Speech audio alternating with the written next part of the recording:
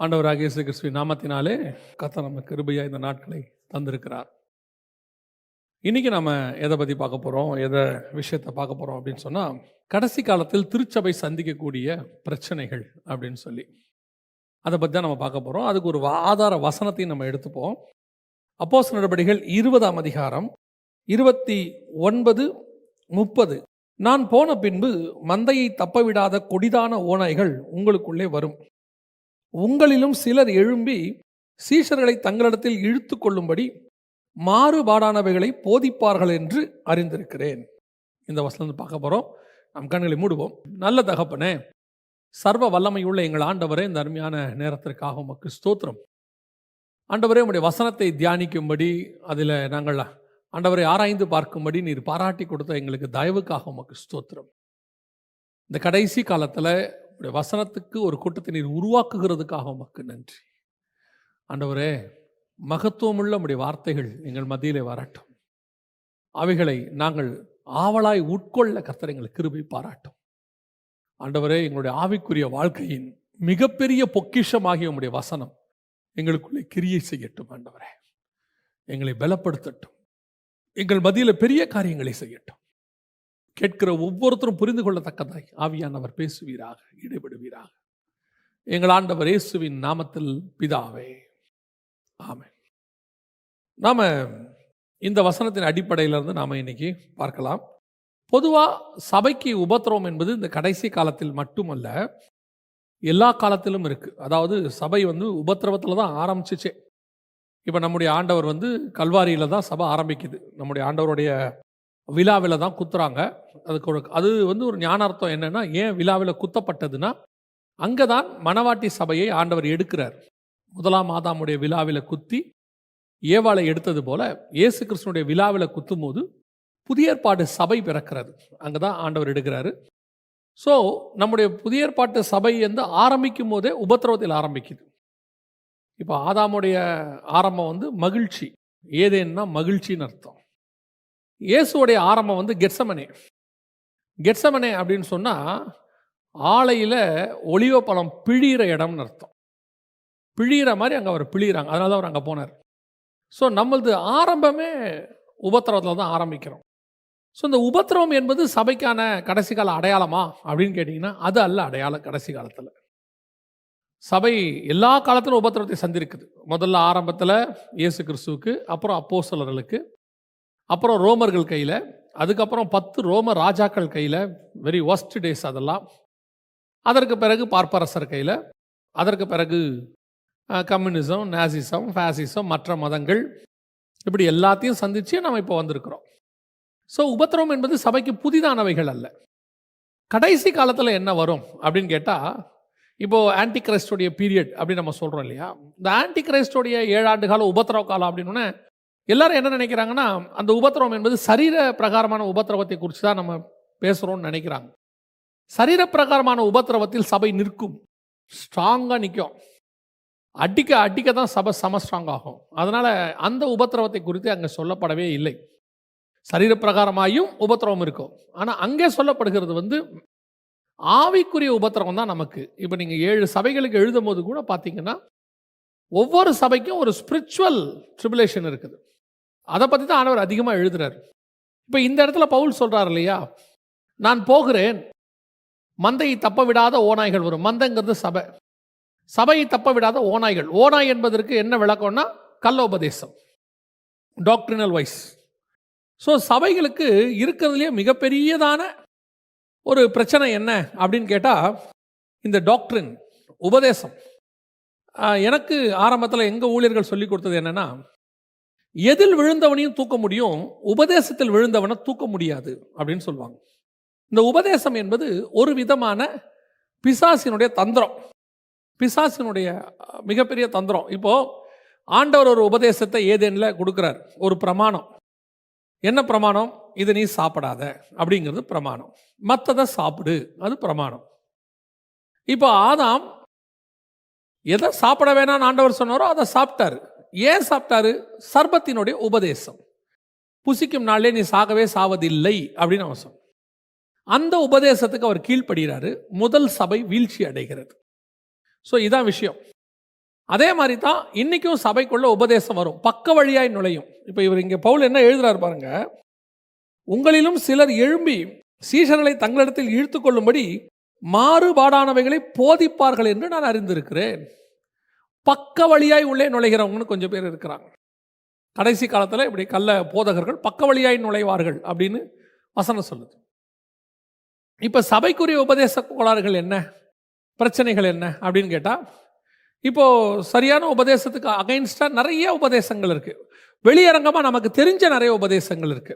உதாரணமாக only Jesus அப்படின்னு சொல்லுவாங்க. அதாவது கிறிஸ்து மட்டுமே பிதாவையும் பரிசுத்த ஆவியானவரையும் ஏற்றுக்கொள்ளாதவர்கள், அது ஒரு உபதேசம். இன்னொரு உபதேசம் இருக்கு, ஜெகோவா விட்னஸ். அவர்கள் என்ன செய்வாங்க அப்படின்னா, கிறிஸ்துவை தேவன் என்று ஏற்றுக்கொள்ள மாட்டார்கள். குமாரன்னு கூட ஒத்துப்பாங்க, தேவன் என்று ஒத்துக்கொள்ள மாட்டாங்க. இப்போ இன்னொன்று இருக்கு, அந்த பேர் எனக்கு கொஞ்சம் ஞாபகத்தில் இல்லை. அப்போ ரீசெண்டாக என்னை சந்திக்க வந்தாங்க. அவங்க யாருன்னு கேட்டிங்கன்னா, பரிசுத்த ஆவியானவர் சபை. அவங்க என்ன சொல்கிறாங்கன்னா, பிதாவும் குமாரனும் இப்போ பரலோகத்தில் இருக்காங்க, இப்போ அவங்க இங்கே கிடையாது, இங்கே வெறும் பரிசுத்த ஆவியானவர் தான் இருக்கிறார் அப்படின்னு ஒரு உபதேசம் இருக்கு. ஸோ இந்த மாதிரி இதெல்லாம் வெளியரங்கமாக நமக்கு தெரிஞ்ச உபதேசங்கள். மார்மன்ஸ் இருக்காங்க, அப்புறம் இந்த மாதிரி நிறைய உபதேசங்கள் நமக்கு தெரிஞ்சது இருக்குது. இப்போ நமக்கு தெரியாத சில உபதேசங்களை இப்போ தான் நம்ம இன்னைக்கு பார்க்க போகிறோம். பைபிளில் கொடுத்துருக்கிற உபதேசம் அது சபைக்கு வரும்னு பைபிள் சொல்லுது, அதை தான் நம்ம இன்னைக்கு பார்க்க போகிறோம். இந்த கடைசி காலத்தில் சபைக்கு இருக்கக்கூடிய பிரச்சனைகள் அப்படின்னு கேட்டிங்கன்னா நிறைய பிரச்சனை இருக்குது. இப்பவும் சொல்கிறேன், சபைக்கு நிறைய பிரச்சனைகள் இருக்குது. இப்போ உதாரணமாக தீமோத்தேயுவுக்கு எழுதும் போது, கடைசி காலத்தில் சபைக்கு விரோதமாக எழும்பி வருகிறவர்கள் எப்படி இருப்பாங்கன்னு சொல்லி 2 தீமோத்தேயுவின் புஸ்தகத்தில் 3ஆம் அதிகாரம் 1-2 அவர் சொல்கிறார். மேலும் கடைசி நாட்களில் கொடிய காலங்கள் வரும் என்று அறிவாயாக, எப்படியும் மனுஷர்கள் தற்பிரியராயும். இந்த 2, 3, 4, 5 வசனத்தில் இருக்கிறத நீங்கள் அப்புறமா படிச்சு பாருங்க. இன்னைக்கு இதை வச்சுட்டு நீங்கள் ஒரு தனி பைபிள் ஸ்டடியை எடுக்கலாம் ஒரு வருஷத்துக்கு. இப்போ நீங்கள் இதில் வச்சுக்கிட்டு அப்படியே தனி பைபிள் ஸ்டடி எடுக்கலாம். அதாவது 2 தீமோத்தேயு 3, 1, 2, 3, 4, 5 வசனத்தை வச்சுக்கிட்டு எல்லாம் அப்படியே பர்ஃபெக்டாக இருக்கும். தற்பிரியம் அப்படின்னா உங்களுக்கு புரிகிற மாதிரி சொல்லணும்னா செல்ஃபி, தனக்குத்தானே பிரியம், எல்லா கோணத்தில் எடுக்கிறது. அதுக்கடுத்து பணப்பிரியராய், அதை பற்றிலாம் உங்களுக்கு சொல்லவே வேண்டாம். ஸோ நான் இதெல்லாம் உங்களுக்கு சொல்ல விரும்பாமல், மிக முக்கியமாக சபைக்கு சொல்லப்படுகிற பிரச்சனை என்ன, மந்தையை தப்ப விடாத ஓநாய்கள் வரும் என்று வேதம் சொல்லுது. அந்த மந்தையை தப்ப விடாத ஓநாய்கள் என்ன அப்படின்னு பார்த்தா, 7 சபைகள் இருக்கு. வெளிப்படுத்துகிற விசேஷம் 2ஆம் அதிகாரம் 3ஆம் அதிகாரத்தில் இந்த குறிப்பாக 7 சபைகளில் 3 விதமான உபதேச கோளாறுகளை குறித்து கர்த்தர் பேசுகிறார். சபைக்கு விரோதமாக எழும்பி வரும் அப்படின்னு சொல்லி பேசுகிறார். அந்த 3 விதமான உபதேசங்களை குறித்து தான் நான் உங்கள் மத்தியில் இன்னைக்கு சொல்ல வேண்டும் என்று சொல்லி நான் விரும்புகிறேன். என்ன 3 விதமான உபதேசம், எதை பற்றி அப்படின்னு கேட்டீங்கன்னு சொன்னால், முதலாவது வெளிப்படுத்தின விசேஷம் 2ஆம் அதிகாரம் 6வது வசனம். நான் வெறுக்கிற நிக்கோலாய் மதஸ்தாரின் கிரியைகளை நீயும் வெறுக்கிறாய், இது உன்னிடத்தில் உண்டு. எபேசு சபை நிக்கோலாய் மதஸ்தார் அப்படின்னு சொல்லக்கூடிய நிக்கோலாய் மதஸ்தாரோடைய உபதேசத்தை அது வெறுக்கிறது, கிரியைகளை. ஆனால் அதே காலத்தில் பெர்கமு சபை, 3வது சபை பெர்கமு, 15வது வசனம், 2:15 வெளிப்படுத்துகிற விசேஷம், ரெவலேஷன் 2:15. அப்படியே நிக்கோலாய் மதஸ்தாருடைய போதகத்தை கை கொள்ளுகிறவர்களும் முன்னெடுத்தல் உண்டு, அதை நான் வெறுக்கிறேன். எபேசில் கர்த்தர் வெறுக்கிற ஒரு உபதேசம், அதை எபேசுவும் வெறுக்குது, அவங்களும் அந்த உபதேசத்தை கடிஞ்சு கொள்றாங்க. ஆனால் 3வது சபை பெர்கமுல பார்த்தா அந்த உபதேசம் வந்துருச்சு, ஸ்டில் கர்த்தர் வெறுக்கிறார். கர்த்தர் இன்னும் அந்த உபதேசத்தை வெறுக்கிறாரு. ஆனால் எபேசுக்குள்ள வெறுக்கப்பட்ட அந்த உபதேசம், நிக்கோலாய் மதஸ்தாருடைய உபதேசம் எங்கே வந்துருச்சு அப்படின்னு கேட்டீங்கன்னு சொன்னால், பெர்கமுக்குள்ள வந்துருச்சு. இந்த உபதேசத்தை பற்றி பார்க்க முன்னாடி நீங்கள் ஒரு விஷயத்தை நல்லா புரிஞ்சுக்கணும்.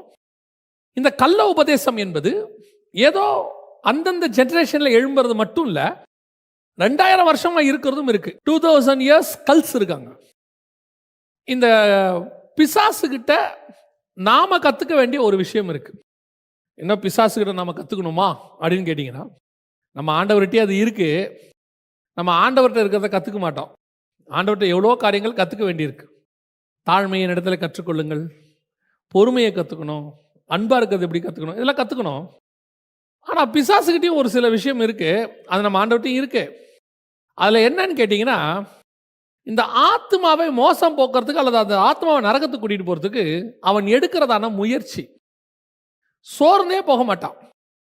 உதாரணமா, மோசே பிறக்கும் போது கொலை செய்யறதுக்கான ஒரு முயற்சி நடந்தது. அங்க ஆரம்பிச்சு மோசே அவன் எந்த இடத்துல ஜெயிப்பான்னு பார்த்தீங்கன்னா 120வது வருஷத்துல ஜெயிச்சிருவான். கோபம் கொண்டு அவர் கண்மலையை அடிச்சிருவார். அவன் பிசாசு மோசையின் சரீரத்தை குறித்து தர்க்கம் பண்ணினான் அப்படின்னு யூதால வாசிக்கிறோம். அப்போ 120 வருஷம் ஒருத்தரை ட்ரை பண்ணியிருக்கிறான் பாருங்க. அவன் இயேசு கிறிஸ்து பிறக்கும் போது கொலை செய்யறதுக்கு ட்ரை பண்ணா. நீங்க நல்லா கவனிச்சு பாருங்க, அவர் பிறக்கும் போது ஆரம்பிச்ச அதுக்கப்புறமா எத்தனை தடவை அவளை கொலை செய்ய பார்த்தார்கள் வந்துகிட்டே இருக்கும். கடைசியா கொல்கத்தால கொலை செய்வார்கள். இடைப்பட்ட காலம் 33 வருஷம். ஸோ இந்த 33 வருஷமும் அவன் ட்ரை பண்ணியிருக்கான். அதைத்தான் நான் உங்களுக்கு சொல்ல வரேன். அவன் ஒரு ஆத்மாவை கொல்லவும் அழிக்கவும் நினைக்கிறான்னா அது பிறந்ததுலேருந்து சாவர வரைக்கும் அது மேலே அவனுக்கு ஒரு கன்சர்ன் இருக்கும். அப்படியே ஃபாலோ பண்ணிகிட்டே இருப்பான். எதுக்கு இதை சொல்கிறேன்னா, எபேசு சபையில் இந்த உபதேசத்தை அவன் ஆரம்பிக்கிறான். எபேசு, சிமிர்னா, பெர்கமு 3வது சபை காலத்தில் போய் அதை சக்ஸஸ் பண்ணுறான், சபைக்குள்ளே கொண்டாந்துடுறான். முதல் சபையில் தடுக்கப்படுது, 3வது சபையில் அது ஏற்றுக்கொள்ளப்படுகிறது. அப்படின்னா என்ன அர்த்தம்? 3 சபையின் காலத்திலும் அவன் முயற்சி செய்து கொண்டே இருக்கிறான். அப்ப சபை என்ன பண்ணிருக்கணும்? 3 காலத்திலும் அதை எதிர்த்து கொண்டே இருக்கணும். ஒரு காலத்தில் எதிர்க்கிற சபை ஒரு காலத்தில் அதை அக்செப்ட் பண்ண தொடங்கிருச்சு. இது சபைகிட்ட இருக்கிறதான வீக்னஸ். நம்முடைய மூதாதையர்கள் காலத்தில் சில உபதேசம் கடினமாய் கொடுக்கப்பட்டது. அன்னைக்கு கொடுக்கப்பட்ட உபதேசத்தை அன்னைக்கு உள்ளவர்கள் ஏற்றுக்கொண்டார்கள். இன்னைக்கு அந்த உபதேசம் எல்லாம் என்னவோ படிப்பறிவில்லாத ஊழியக்காரர்கள் சொன்னது போலவும், இன்னைக்கு இருக்கிறவர்கள் பைபிள் காலேஜ் எல்லாம் முடிச்சுட்டு வந்ததுனால, பைபிள் காலேஜ் முடிச்சதா தப்புன்னு சொல்லல, பைபிள் காலேஜ் எல்லாம் முடிச்சுட்டு வந்ததுனால அந்த உபதேசம் எல்லாம் குப்பை மாதிரியும் தெரியுது. நான் சொல்லுவேன், நாம் இன்னைக்கு படிச்சு விட்டு செய்கிற காரியத்தை அவர்கள் அன்னைக்கு படிக்காமல் ஆவியில் செய்தார்கள். பாருங்க, அவங்க எதனால இயேசு கிறிஸ்துவனுடைய சிலையோ அல்லது அவருடைய போட்டோவையோ எதிர்த்தாங்கன்னு தெரியாது. ஸ்பிரிட்ல எதிர்த்தாங்க. சபைகளுக்குள்ள, வீடுகளுக்குள்ள அதை வைக்கக்கூடாது, இயேசு பார்த்துட்டு போட்டோ வைக்கக்கூடாதுன்னு சொன்னாங்க. எப்போ? நான் சொல்றது 100 வருஷத்துக்கு முன்னாடி, 200 வருஷத்துக்கு முன்னாடி. இன்னைக்கு இயேசு போட்டோ வைக்கக்கூடாதுங்கிறதுக்கு நம்ம ப்ரூஃப் கொடுக்குறோம். என்ன ப்ரூஃப் கொடுக்குறோம்? அந்த இயேசுவோடைய மாடல் யாரு, யாரை வச்சு வரைஞ்சாங்க, எத்தனாம் நூற்றாண்டில் கொண்டு வரப்பட்டது, அது வந்து இயேசு கிடையாது, அதுக்கு பின்னாடி இருக்கிற ஆள் யாரு, எல்லாத்தையும் நம்ம கொண்டு வரோம். இப்போ லேட்டஸ்டாக வரக்கூடிய இயேசுநாதர் படத்துக்கும் 1000 வருஷத்துக்கு முன்னாடி இருக்கிற இயேசுநாதர் படத்துக்கும் என்ன டிஃபரன்ஸ், எல்லாத்தையும் கொண்டு வரோம். அப்படி வரும்போது அது இயேசுநாதர் இல்லைன்னு ப்ரூஃப் பண்றோம். அப்படி சொன்னாலுமே கேட்காத ஒரு குரூப் இருக்கு. ப்ரூஃப் எதுவுமே இல்லாத காலத்தில் எப்படி அவங்க சொன்னாங்க? அதான் ஸ்பிரிட்ல நடத்தினாங்க. அந்த ஆவியில நடத்தும் போது அவர்களை எதிர்க்கிறார்கள். சில விஷயத்தை வேணான்னா வேணாம் தான். அவங்க ஏன் சொன்னாங்க? அவங்க எக்ஸ்பிளைன் பண்ண தெரியாது. அவங்க என்ன சொல்லுவாங்க? ஆண்டவர் சொல்றார் வேணாம்பா, அவ்வளவுதான். ஏன் அவங்களுக்கு எக்ஸ்பிளைன் பண்ண தெரியாது.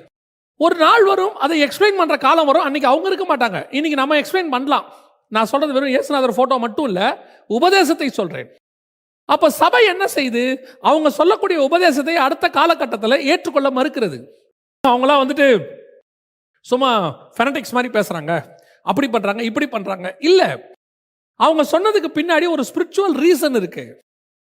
அதை நாம தொடர்ந்து கடைபிடிக்கணும். நம்ம தொடர்ந்து படிப்பு வரும்போது நம்முடைய வேலை என்னன்னா, அவங்க சொன்னதை மீடியா வைஸ் அல்லது அகாடமிக் சைட்ல நம்ம ஸ்ட்ராங் பண்ணணுமே ஒழிய அதை எதிர்க்க கூடாது, அதை உடைக்க கூடாது. அவங்க ஏன் சொன்னாங்கன்றத நம்ம என்ன செய்யணும்? இன்னைக்கு நமக்கு நாலேஜ் கிடைக்கும் போது அதை வச்சு ப்ரூஃப் பண்றதுக்கு தான் நாலேஜ் ஒழிய அவங்க சொன்னதெல்லாம் தப்பு அப்படின்னு தூக்கி போடுறதுக்கு பேர் நாலேஜ் கிடையாது. அவங்க ஏன் சொன்னாங்க ஸ்பிரிச்சுவலிங்கிறத நம்ம புரிஞ்சுக்கணும். நமக்கு முன்னாடி உள்ள பரிசுத்தவான்கள் சொன்னவைகளில் பெரும்பான்மையானவைகள் 100% ஸ்பிரிச்சுவல். அதை நம்ம அப்படியே பொக்கிஷ மாதிரி எடுக்கணும். இன்னைக்கு நமக்கு அது முடியலன்றதுனால அது தப்பு கிடையாது. நான் முடியலன்னு ஒத்துக்கணும். ஒருவேளை ஒரு தெய்வீக சுகத்தை எடுத்துக்கோங்க. தெய்வீக சுகம் என்பது 100% இன்னைக்கும் சாத்தியம். என்னால முடியலன்னு வச்சுப்போம், ஆனா அது இல்லைன்னு ஆயிடாது. அப்படி தெய்வீக சுகத்துக்கு காத்திருக்கிறவனை பைத்தியக்காரன்னு சொல்லக்கூடாது. அவர் பைத்தியக்காரன் மாதிரி தெய்வீக சுகத்துக்கு காத்திருக்கிறார் இல்ல, அது அவருக்கு அவருடைய விசுவாசத்தின் அளவுக்கு தக்கதானது. அவர் செய்யறாரு. சக்சஸ் பண்ணவங்க இருக்கிறாங்களே, பைபிள்லயும் இருக்கிறாங்க, நம்ம காலத்திலயும் இருக்கிறாங்க. நம்மளால முடியல. நாம என்ன செய்யணும்? ஒத்துக்கணும், அவ்வளவுதான். நாம அந்த அளவுக்கு ஃபெய்த்ல இல்லைங்க. அவங்க இருக்கிறாங்க, சோத்திரம், அவ்வளவுதான். ஆனா அது இருக்கு. ஏன்னா ஆண்டவர் சொல்லி இருக்கிறார். அந்த மாதிரி அது ஒரு உதாரணம். அந்த மாதிரி உபதேசமும் இப்ப எப்படி பிசாசு பாருங்க, ஒரு உபதேசத்தை எப்படி பிடிச்சிக்கிட்டே வராம பாருங்க. இது மட்டும் இல்ல, பழைய ஏற்பாட்டுல இருந்து பிடிச்சிக்கிட்டு வருவான். பழைய ஏற்பாட்டுல பாபேல்ல அவங்க என்ன உபதேசத்தை ஃபாலோ பண்ணாங்களோ அந்த உபதேசத்தை இன்னைக்கு வரைக்கும் அவன் ஃபாலோ பண்றான். பாபிலோனியன் பேகன் வர்ஷிப் இன்னைக்கும் இருக்கு. ஆண்டவரே சொல்றாரு, சகல அருவருப்புகளுக்கும் வேசித்தனங்களுக்கும் தாய் எது? மகா பாபிலோன் ரகசியம் 17:5 ரெவலேஷன். அப்போ மோர் தென் 4000 இயர்ஸ் அவன் அந்த டாக்டரினை கொண்டு வரான் பாருங்க. அந்த பொறுமையும் அந்த காரியமும் சபைக்கு இருக்கணும். நம்முடைய முற்பிதாக்கள் நமக்கு சொல்லிக் கொடுத்த, அப்போஸ்தலர்கள் சொல்லிக் கொடுத்த உபதேசத்தை கொண்டாடணும். அதெல்லாம் சாத்தியம் இல்லை இந்த காலத்துக்கு. அதெல்லாம் இல்லை. மாடர்னைஸ் சர்ச்னு வந்துட்டா டாக்டரின் அப்போஸ்தலர் டாக்டரின் தான். இது நீ எவ்வளோ மாடர்னா வேணா சர்ச்சில் வச்சுக்கோங்க. மால் மாதிரி கட்டுங்க, ஆடிட்டோரியம் மாதிரி கட்டுங்க, இல்லை நீங்க சினிமா தியேட்டர் மாதிரி கூட கட்டுங்க. ஆனா உபதேசம் 2000 வருஷம் பழசு. அப்போஸ்தலர் உபதேசம் தான். நீங்க எவ்வளோ மாடர்னைஸ்டு சர்ச்சா இருந்தாலும், எவ்வளவு மாடர்னிஸ்ட் எக்யூப்மெண்ட்ஸ் உங்களுக்குள்ள இருந்தாலும், டாக்டரின் வெரி வெரி வெரி ஓல்டு டாக்டரின். அதை மாற்றவே முடியாது, மாற்றவும் கூடாது. அதுதான் அப்போஸ்தலர் உபதேசம். அப்ப அந்த அப்போஸ்தலர் உபதேசத்துக்கு அகைன்ஸ்டா கொண்டு வரப்படும் போது நாம் அதை எதிர்க்கிறதுக்கு ரெடியா இருக்கணும் எல்லா காலத்திலும். இப்போ ஃபர்ஸ்ட் 2ஆம் அதிகாரத்தில் நம்ம வாசிச்சோம் இல்லையா, நிக்கோலாய் மதஸ்தாருடைய உபதேசம். இந்த நிக்கோலாய் மதஸ்தார் யார்? இவங்களை பத்தி எங்க சொல்லப்பட்டிருக்கு? இது என்ன சொல்லப்பட்டிருக்கு அப்படின்னா, நிக்கோலாய் அப்படின்னா விக்டரி ஓவர் த பீப்புள் அப்படின்னு அர்த்தம். அது வந்து கிரேக்க வார்த்தை. நிக்கோலாஸ், நிக்கோலாய் அப்படின்னு சொல்லுவாங்க. Victory over the people, victory the people அப்படின்னு சொல்லுவாங்க. மக்களை ஜெயிப்பது அப்படின்னு அர்த்தம். இது எங்கிருந்து வந்திருக்க கூடும் அப்படின்னு சொல்லி ஒரு எதிர்பார்ப்பு இருக்கு. இங்க இருந்தா வந்திருக்கலாம், உபதேசம் இருக்கு, பட் எங்கிருந்து வந்துச்சு அப்படிங்கிறதுக்கு அவங்க எல்லாரும் என்ன செய்யறாங்கன்னா ஒரு ப்ரூஃப் கொடுக்குறாங்க, இங்கிருந்து வந்திருக்கலாம் அப்படின்னு சொல்லி. எங்க அப்படின்னு கேட்டா, அப்போஸ்தலர் நடபடிகள் 6ஆம் அதிகாரத்தில் 4-5 வசனத்துல அப்போஸ்தலர்கள் என்ன செய்யறாங்க, பந்தி விசாரிப்புக்கும் மற்ற காரியத்துக்கும் சில சகோதரர்களை அவங்க என்ன செய்யறாங்க, செலக்ட் பண்ணிக்க சொல்றாங்க. இந்த யோசனை 5வது வசனம், சபையார் எல்லாருக்கும் பிரியமாய் இருந்தது அப்படின்னு இருக்கு. கர்த்தருக்கு இல்லை, அதான் முக்கியம். இது கர்த்தருடைய திட்டம் கிடையாது. கர்த்தர் இந்த திட்டத்தை பண்ண சொல்லலை. இப்ப நல்லா கவனிச்சுக்கொள்ளுங்க. இந்த யோசனை சபையார் எல்லாருக்கும் பிரியமாய் இருந்தது. அப்பொழுது விசுவாசமும் பரிசுத்தாவியும் நிறைந்தவனாகிய ஸ்தேவானையும், பிலிப்பையும், பிரோகோரையும், நிக்கானோரையும், தீமோனையும், பர்னமேனையும், யூத மார்க்கத்தில் அமைந்தவனாகிய அந்தியோகியா பட்டணத்தானாகிய நிக்கோலாவையும் தெரிந்து கொண்டு அப்படின்னு இருக்குது. இந்த 7 பேரை தெரிந்து கொள்ள சொல்றாங்க இல்லையா, இந்த 7 பேர்ல ஒருத்தன் தான் நிக்கோலாய். இவனாய் இருக்கலாம். நல்லா கவனிச்சுக்கொள்ளுங்க, இவனாய் இருக்கலாம். ஏன் இவனாய் இருக்கலாம் அப்படின்னு கேட்டீங்கன்னு சொன்னா, இவன் இந்த காலகட்டத்தில் மட்டும் அப்போஸ்தலர் 6ஆம் அதிகாரத்தில் மட்டும் 3வது மார்க்கத்துக்கு வந்துட்டான். ஸ்டெபிள் இல்லாதவன் இவன். முதல்ல வந்து அந்தியோகியா பட்டணத்தை சார்ந்தவன், ஆன்டியோகஸ் கிரீக்க பட்டணத்தை சார்ந்தவன். அங்கிருந்து யூத மார்க்கத்தில் அமைந்தவன். அவன் என்ன செய்யறான்னா, நியாயப்பிரமாணத்துக்குரிய ஜூடிசமுக்கு வரான். எங்கிருந்து? கிரேக்க மார்க்கத்திலிருந்து யூத மார்க்கத்துக்கு வரான். இப்போ 3வது அப்போஸ்தலர் உபதேசம் வரும்போது யூத மார்க்கத்திலிருந்து அப்போஸ்தலர் உபதேசத்துக்குள்ள அவன் கடந்து வரான். யூத மார்க்கத்தில் அமைந்தவனான அந்தியோகியா பட்டணத்தானாகிய நிக்கோலாவையும் தெரிந்து கொண்டு அப்படின்னு சொல்றாங்க. ஸோ இவன் இந்த மாதிரி மார்க்கம் மாறிக்கிட்டே இருக்கிறான். கிரேக்க மார்க்கத்திலிருந்து யூத மார்க்கம், யூத மார்க்கத்திலிருந்து அப்போஸ்தலர் உபதேசம், இப்படி மாறி மாறி வரதுனால மேபி இவனா இருக்கலாம். ஏன்னா இப்போ அடுத்த பிரச்சனை வருது, உபதேச பிரச்சனை தான் வருது. ஆதி திருச்சபையில் இருக்கு. எபேசு சபையின் காலம் என்பது அப்போஸ்தலருடைய காலம். ஸோ அந்த காலத்தில் தான் இருக்கு. ஸோ மேபி இவனா இருக்கலாம் அப்படின்னு சொல்றாங்க. சரி, இந்த உபதேசக்காரங்கிட்ட என்ன இருக்கு அப்படின்னு சொல்லி நீங்க போய் பார்த்தீங்கன்னு சொன்னா, இவங்களை பற்றினதான சில குறிப்புகள் வந்து நமக்கு வலைத்தளத்தில் கிடைக்குது. அதில் மிக முக்கியமாக 3 காரியங்கள் அவங்களை பற்றி கொடுக்கப்பட்டிருக்கிறது. ஒன்று, நியாய பிரமாணத்தை அப்படியே ஃபாலோ பண்ணக்கூடியதான இங்கே கொண்டு வந்து, இந்த பிரச்சனை வந்து ஆதி திருச்சபையில் ரொம்ப இருந்துச்சு, நீங்க பார்த்துருப்பீங்க. அதாவது பேதுரு வந்து நியாய பிரமாணத்துக்கும் இந்த சுயாதீன பிரமாணத்துக்கும் போராடுவார். 2த்துக்கும் நடுவில் இருந்துட்டு மாட்டிட்டு முழிப்பார். யூதர்கள் வரும்போது நியாயப்பிரமாணம் மாதிரி நடந்துப்பார். யூதர்கள் இல்லாத போது போயிட்டு புறஜாதியர் உட்காந்து சாப்பிடுவார். அவங்க வந்தோடனே ஏந்திரிச்சிருவாரு. இந்த பிரச்சனை போயிட்டே இருக்கும். இந்த பிரச்சனை பவுலுக்கும் இருக்கு. பவுலும் பார்த்தீங்கன்னா புறஜாதியார்கிட்ட போய் ஊழியத்தை முடிச்சுட்டு வரும்போது அவர் என்ன சொல்லிடுவாங்க, இவர் புறஜாதியானா மாறிட்டாரு, ஊருக்குள்ளே விடாத தேவாலயத்துக்குள்ளே விடாருன்னா அவரும் போய் அங்கே போய் என்ன பண்ணுவார், எல்லார மாதிரியும் பணத்தை கட்டி எல்லாம் செய்வார். ஸோ அவருக்கும் அந்த பிரச்சனை இருந்துச்சு. அன்னைக்கு இந்த ஃபர்ஸ்ட் செஞ்சுரியில் இது ஒரு பெரிய பிரச்சனை. யூத மார்க்கமும் அப்போஸ்தல உபதேசமும் போட்டு ரெண்டும் இழுபறியாக இருந்த காலகட்டம். அப்போ அந்த காலத்தில் இப்போ என்ன பண்ணாங்க, நிறைய பேர் அப்படியே நியாயப்பிரமாணத்தை இந்த அப்போஸ்தல உபதேசத்துக்குள்ளே மிக்ஸ் பண்ணி இதை வந்து ஒரு ரிவைஸ்டு வேர்ஷனாக மாற்ற விரும்பினாங்க. அதை தான் பவுல் ரோமருக்கு எழுதின நிருபத்தில் ஒட்டைக்கிறாரு. நியாயப்பிரமாணம் வந்து உன்னை எதுவுமே செய்யாது, நியாயப்பிரமாணம் முடிஞ்சு போச்சுப்பாரு. நியாயப்பிரமாணத்தினால ஒரு பிரோஜனம் இல்லை, நியாயப்பிரமாணம் இருந்ததுனால நான் பாவம் என்னன்னு தெரிஞ்சுக்கிட்டே ஒழிய அது எனக்கு மீட்பை கொடுக்கல. நியாயப்பிரமாணம் எதுவும் கலாத்தியருக்கெல்லாம் எழுதும் போது நியாயப்பிரமாணத்தை அட்டமோஸ்ட் அடித்து உடச்சிடுவார். அப்படி இருக்கும்போது இந்த நியாயப்பிரமாணத்தை உள்ளே கொண்டு வரணும். இன்னும் உங்களுக்கு நமக்கு இன்னைக்கு உள்ள காரங்களுக்கு புரியும்படி சொல்லணும்னா பழைய ஏற்பாட்டு ஆசீர்வாதங்களை நம்ம உள்ளே கொண்டு வரணும். இன்னைக்கு அந்த வசனம் எப்படி வந்துருச்சுன்னா, ஆபிரகாமின் ஆசீர்வாதங்கள் கிறிஸ்து இயேசுவுக்குள்ளாக ஆம் என்றும் ஆமென் என்றும் இருக்கு. இது எல்லாமே லிட்ரலியா அப்படின்னு கேட்டிங்கன்னா, new testament is full of based on spiritually. New டெஸ்ட்மெண்ட்டில் உலக பிரகாரமான ஆசீர்வாதத்துக்கு எந்த விதமான ப்ரூஃபும் உங்களுக்கு கிடையாது. அப்போ உலக பிரகாரம் ஆசீர்வாதம் கிடையாதா? உலக பிரகாரம் ஆசீர்வாதம் பொருட்டே கிடையாது, அதுக்கான உபதேசமே தேவையில்லை அப்படின்னு அர்த்தம். ஏன், நீ ஸ்பிரிச்சுவல் பிளெஸ்ஸிங்கை நீ கான்சென்ட்ரேட் பண்ண ஆரம்பிச்சிட்டிங்கன்னா ஆட்டோமேட்டிக்காக வேர்ல்ட்லி பிளெஸ்ஸிங் அதோட கூட வந்துடும். இது நீங்கள் தனியாக ஒரு இது அதோடைய டெய்ல்னு வச்சுக்கோங்களேன். ஸ்பிரிச்சுவல் பிளெஸ்ஸிங்கோடைய வால் தான் இது. நீங்கள் போயிட்டே இருந்தால் அந்த வால் பின்னாடியே வரும். அது ஒன்றுமே செய்வானா. இப்போது 23ஆம் சங்கீதம் எடுத்துக்கோங்க. சங்கீதம் என்ன சொல்லுது? கர்த்தரன் மெய்ப்பராய் இருக்கிறார், நான் தாழ்ச்சி அடையேன், அவர் என்னை புல்லுள்ள இடங்களில் மேய்த்து அமர்ந்த தண்ணீரண்டையில் நடத்துகிறார். அப்போ கர்த்தர் நடத்துகிற பாதையில் நான் போயிட்டே இருப்பேன். சங்கீதம் எப்படி முடியுது? நன்மையும் கிருபையும் என்னை தொடரும். அப்படின்னா என்ன அர்த்தம்? அவர் காட்டுற பாதையில் நான் போயிட்டே இருப்பேன், நன்மையும் கிருபையும் என் பின்னாடி வந்துகிட்டே இருக்கும்னு அர்த்தம். ஆனால் இன்னைக்கு என்ன சொல்லி கொடுக்குறோம்? நன்மையும் கிருபையும் கேளு, நன்மையும் கிருபையும் தேடு, ஆண்டவர் உனக்கு அதை கொடுப்பார்னு சொல்லி கொடுக்குறோம். இட்ஸ் அ ராங் டாக்ட்ரின், தப்பான வியூ. அதுதான் நமக்கு டோட்டல் பைபிளுமே வேர்ல்ட்லி பிளெஸ்ஸிங்காக தான் எழுதப்பட்டது நீங்கள் நினச்சிக்கிட்டீங்கன்னா இந்த பைபிள் அதுக்கு தேவையே இல்லை. ஏன், வேர்ல்ட்லி பிளெஸ்ஸிங்க்கு பைபிளை விட நல்லா சொல்லி கொடுக்குறவங்க இருக்காங்க. 100 நாளில் கோடீஸ்வரன் ஆவது எப்படி, தொழிலதிபர் ஆவது எப்படி, கோடி கோடியை சம்பாதிப்பது எப்படி, எல்லாம் சொல்லிக் கொடுக்க ஆள் இருக்கு வெளியே. ஆனால் பரலோகத்துக்கு போவது எப்படின்னு சொல்லிக் கொடுக்கறதுக்கு தான் பைபிள். நித்திய ஜீவனை சுதந்திரிப்பது எப்படின்னு சொல்லிக் கொடுக்க தான் பைபிள். மெய்யான தேவன் யார் என்பதை சொல்லிக் கொடுக்க தான் பைபிள். அப்போ இந்த பைபிளை நம்ம எதுக்கு யூஸ் பண்ணிக்கிட்டு இருக்கிறோம்? அப்போ நம்ம பழைய ஏற்பாட்டு பிளெஸ்ஸிங், இந்த நியூ டெஸ்ட்மெண்ட் வந்து என்டையர்லி டிஃப்ரெண்ட்டுங்க.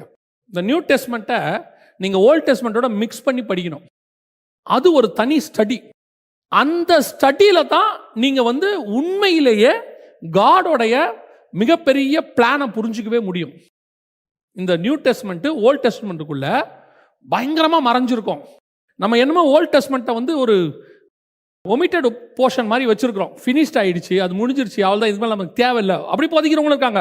ஓல்ட் டெஸ்ட்மெண்ட்டே தேவையில்லை அப்படிங்கிறவங்களாம் இருக்காங்க. பயங்கரமான மதியணும். ஓல்ட் டெஸ்ட்மெண்ட்டுக்குள்ள தான் நியூ டெஸ்ட்மெண்ட்டோட சீக்ரெட் வந்து புதஞ்சிருக்கு. அப்படியே இது உள்ள இருக்கிறதால நீங்கள் ரிவீல் பண்ணி எடுக்கலாம் அதில். அப்படி இருக்கும்போது இந்த நியூ டெஸ்ட்மெண்ட்டோடைய பிளெஸ்ஸிங் எல்லாமே ஸ்பிரிச்சுவல். அதனால தான் பவுல் தெளிவாக எழுதுறார் கொலோசியருக்கு எழுதும் போது, கீழானவைகள் அல்ல மேலானவைகளை நாடுங்கள், பிதாவின் வலது பாரசத்தில் இருக்கிற மேலானவைகளே நாடுங்கள். அந்த பக்கத்தில் இருக்கிறது அவருடைய வலது பாரசத்தில் இருக்கிற மேலானவைகளே நாடுங்கள். இன்னும் நீங்க போக போக போக பார்த்தீங்கன்னு சொன்னா, இம்மைக்குரியவர்களுக்கு மாத்திரம் நீங்கள் தேடுவதற்கு நம்மை போல பரிதவிக்கப்பட்டவர்கள் ஒருவரும் இல்லை. ஸோ இது வந்து அவங்க இந்த வேர்ல்ட்லி பிளெஸ்ஸிங்கை உள்ள கொண்டு நுழைச்சிட்டாங்க. அன்னைக்கு ஆரம்பிச்சது தான் இந்த நியாயப்பிரமாணமும் உள்ள வந்துடும். இந்த நியாயப்பிரமாண ஆசீர்வாதத்தை தான் நம்ம அப்படியே இன்னைக்கு ஃபோக்கஸ் பண்ணி இன்னைக்கு நம்ம என்ன கொண்டுட்டோம்? கிரேஸ் டாக்ட்ரின், இல்லைன்னா prosperity doctrine, hyper grace, super grace, என்ன வேணாலும் பேர் வச்சுக்கோங்க. அப்படி வச்சிருக்காங்க. வச்சுட்டு உனக்கு இந்த பூமியில் ஆண்டவர் வீடு கொடுப்பார், காரு கொடுப்பார், ஜெட் ஃப்ளைட் கொடுப்பார், அதை கொடுப்பார், இதை கொடுப்பார், எதை வேணாலும் கொடுக்கட்டும். நீ எங்க வச்சிருக்க போற எல்லாத்தையும்? எத்தனை வருஷம் இருக்க போற? 70 பலத்தின் மிகுதினால் 80. இந்த 70 வருஷமும் 24/7 365 டேஸ் நீ தேவனோடு கூட சஞ்சரித்தால் கூட உன்னால் பரலோகத்தை அடைய முடியாது. ஏன்? நம்முடைய நீதி அவருக்கு முன்பாக அழுக்கான கந்தைன்னு சொல்லுது. இப்ப நம்ம என்ன பண்ணிட்டு இருக்கிறோம்? முதல் 25 வருஷம் போயிருச்சு, ஆண்டவர் அறியாமலேயே போயிருச்சு. கடைசி 15-20 வருஷம் ஒன்றும் பண்ணவும் முடியாது, அப்படியே உட்கார வேண்டியதான் எங்கேயாவது போய். இடையில இருக்கிற ஒரு 25 வருஷம் 30 வருஷம் இதில் தான் நீ தேவனை தேடி கண்டுபிடிச்சி சஞ்சரித்து பரலோகத்தின் பொக்கிஷங்களை எடுத்து பரலோகத்துக்கு போகிற ரூட்டை கொண்டு போய். இதை பற்றி எந்த கவலையுமே கிடையாது. இந்த பூமிக்குரியதை இம்மைக்குரியதை பற்றி போதிக்கிறதான மிக மோசமான கண்டிஷனில் இன்னைக்கு கடைசி கால சபை. இந்த கடைசி கால சபைக்கு இருக்கிற மிகப்பெரிய போராட்டத்தில் ஒன்று இந்த ப்ராஸ்பரிட்டி டாக்ட்ரின். இந்த ப்ராஸ்பரிட்டி டாக்டரினை குறித்து மிகுந்த எச்சரிக்கையாக இருங்கள். இந்த பூமியில் உங்களுக்கு என்ன தேவையோ அதை கொடுப்பதற்கு பரலோகம் தயாராக இருக்கிறது. எனக்கு எப்பவுமே ஆண்டவர் சொல்லி கொடுத்தது தான், அறுப்பு மிகுதி ஆட்கள் குறைவு, அறுப்புக்கு வேலையாட்களை அனுப்பும்படி பிதாவின் இடத்துல வேண்டிக் கொள்ளுங்கள் சொன்ன இயேசு, அறுப்புக்கு ஆட்களே இல்லைன்னு வெயிட் பண்ணிட்டு இருக்கிற எஜமா அறுக்கிறதுக்கு அருவாளை கொடுப்பாரா மாட்டார? இல்லை அருவாள் இருக்கிறவன் தான் வானா சொல்லுவார், நான் எல்லா ஃபெசிலிட்டிஸும் பண்ணி தரேன்ப்பா, நீ வந்து அறுப்புக்கு வந்தால் போதும், சொல்லவே மாட்டாரா? இன்றைக்கி ஒரு எம்என்சி கம்பெனிக்கு நீங்கள் வேலைக்கு போனீங்கன்னா, மல்டிநேஷனல் கம்பெனிக்கு வேலைக்கு போனீங்கன்னா, ஒரு ஐடி கம்பெனிக்கோ ஏதோ ஒன்று போனீங்கன்னா, இன்றைக்கி விட்டுருங்க, இந்த 1.5 years 2 years விட்டுருங்க, அதுக்கு முன்னாடி வரைக்கும் பிக்கப் அண்ட் ட்ராப் பண்ணுவாங்க. அது மட்டும் இல்லை, உங்களுக்கு அவங்களே ஃபுட் ப்ரொவைட் பண்ணுவாங்க, காஃபி டைம் எல்லாமே இருக்கும், அங்கே லஞ்சு டின்னர் எல்லாம் இருக்கும். போதாததுக்கு உங்களுக்கு வீக்லி ஒன்ஸு ரெக்ரியேஷன் எல்லாம் வச்சு வீக்கெண்ட்ஸு அது இதுன்னு கொடுத்து, ஏன் அவன் கம்பெனிக்கு ஒர்க் பண்ணுற ஒன்று அவங்கள சந்தோஷமாக வச்சுக்கணும்னு நினைக்கிறாங்க. அப்போ தான் நீங்கள் நல்லா வேலை செய்வீங்க அப்படின்னு சொல்லி அவங்களுடைய மனநிலை மென்டாலிட்டி. சில கம்பெனிஸ் எல்லாம் ஆஃபீஸ்க்கு நீங்கள் ஏறின உடனே அந்த பஸ்ஸே பார்த்தீங்கன்னு சொன்னால் அவ்வளோ லக்ஸூரியஸ் பஸ், அவ்வளோ கம்ஃபர்ட்டாக போகிறதுக்கு வச்சுருக்கிறாங்க. ஒரு உலக பிரகாரமான ஒரு அரசாங்கமே கம்பெனியோ இப்படி செய்யும் போது பரலோகம் உங்களை எவ்வளோ கம்ஃபர்ட்டாக வச்சுக்கணும் தெரியுமா?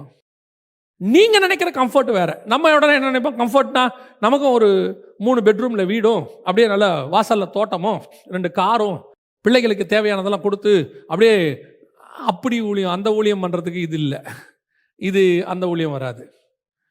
இது எது தெரியுமா? நான் மரித்து நித்திய ஜீவனை சுதந்திரிக்கணும். இதோட நித்திய ஜீவனை சுதந்திரிக்கிறதோட வேலையை நான் சாவது தான். நான் இல்லாமல் போனோம், அவர் இருக்கணும், என்னை நானே சிலுவையில் அறிந்திருக்கிறேன். அப்போ இந்த வேலையோட வேலை என்ன, முக்கியமான வேலை என்ன? ஒரு பக்கம் நான் இயேசுவை சொல்கிறேன், இன்னொரு பக்கம் நான் செத்துக்கிட்டு இருக்கிறேன், சாகணும், என்னை தொலைக்கணும், என் அடையாளம் தொலைக்கணும். நான் அல்ல, இனி கிறிஸ்துவே எனக்குள் வாழுகிறார். என்னை தொலைக்க தொலைக்க தொலைக்க அவர் பெருக பெருக பெருக, நான் சிறுகவும் அவர் பெருகவும் வேண்டும். நான் காணாம போனோம், அவர் இருக்கணும். நான் ஊழியத்தை முடிக்கும் போது நான் இருக்கவே கூடாது, மறைஞ்சிருக்கணும், அவர் மட்டும் வெளிப்பட்டிருக்கணும். This is ministry, new testament ministry. அதுதான் பவுல் எழுதுறாரு. இனி கிறிஸ்துவையே நாங்கள் மாம்சத்தின்படி அறியோம். நானே இருக்க மாட்டேன், என்னை நான் சிலுவையில் அறைந்திருக்கிறேன், இனி நான் அல்ல, கிறிஸ்து எனக்குள் பிழைத்திருக்கிறார். அப்போ எனக்கு கொடுக்கப்படுகிற ஃபெசிலிட்டி எதுக்கு தெரியுமா? என்னை தொலைக்கிறதுக்கு என்னென்ன ஃபெசிலிட்டி வேணுமோ எல்லாத்தையும் ஹெவன்லி கவர்மெண்ட் செய்யும்.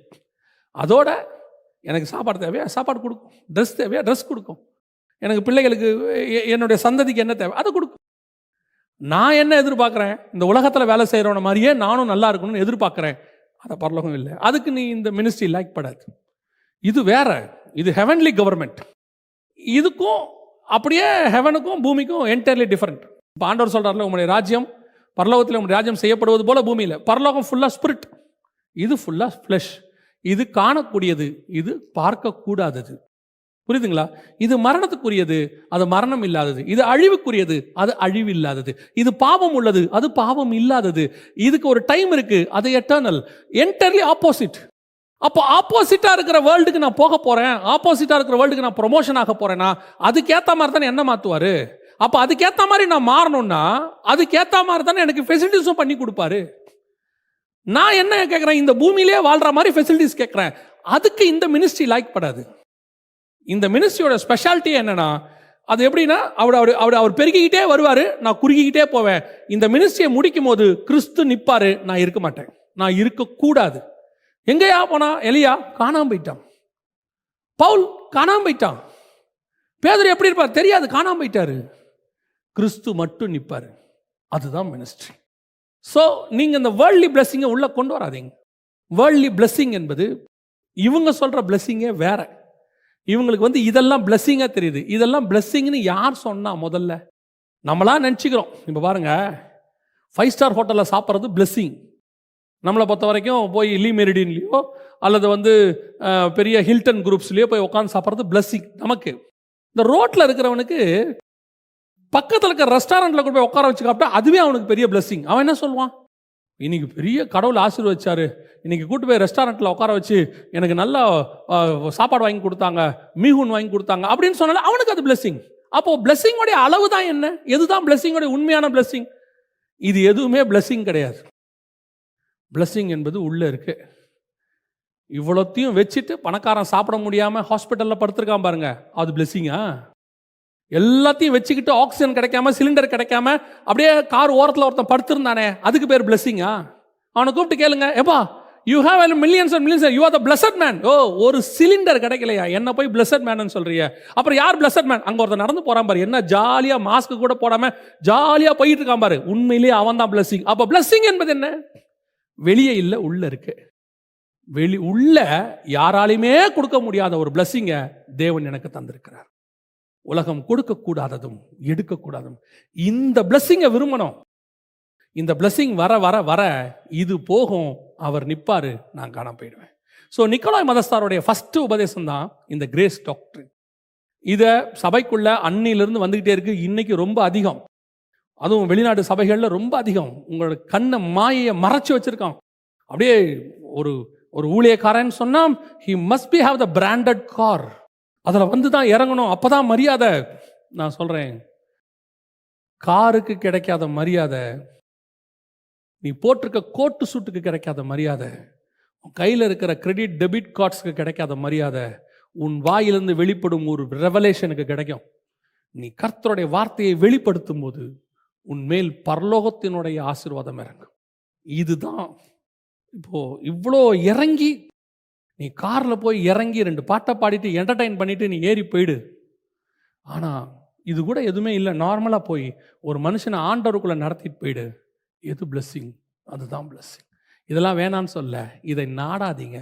கர்த்தர் கொடுத்தா வாங்கிக்குங்க, ஆனால் நாம தேடி போக வேண்டாம். அதுதான் என்னுடைய டீச்சிங். நல்லா புரிஞ்சுக்கோங்க. இதுக்கெல்லாம் தேவையில்லையா? இது மேலே என் பார்வையே இருக்காது.